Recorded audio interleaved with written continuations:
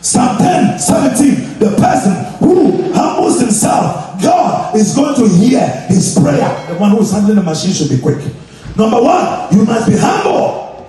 If God is going to hear your prayer, hear your cry, hear your voice, you must be humble. Lord, thou hast heard the desire of the humble. God doesn't hear the desire of the proud. He hears the desire of the humble. Thou will prepare their heart, and thou will cause thy ears to hear them. So if you're humble, God hears your voice. May God give me the spirit of humility so that He will hear my voice. In this church, we are humble. So if you are not humble and you let pride stay in your heart, you can't fit here.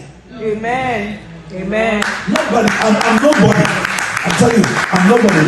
We are all equal in the sight of God. So we must respect, we must honor, we must love, we must hold people in high esteem. Nobody is bigger than anybody. Amen. Amen. When you have that in your heart, it's a sign of humility. Somebody say humility. Humility. Somebody say humility. How many of you want God to hear your voice and hear your prayer? Then number one thing is that we must be humble.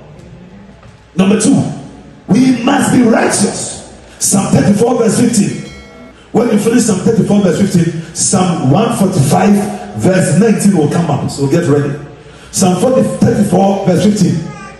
The eyes of the Lord is upon the righteous, and his ears are open to their cry. How many of you have cried to God before? Do you want to cry to God again? Yeah. I will be crying to God. Yeah. I'll be crying to him. So I must be righteous, and the word righteous means that I must be saved. I must be a child of God. I must have a right standing with God. I must be a child of God. My name must be written in the land.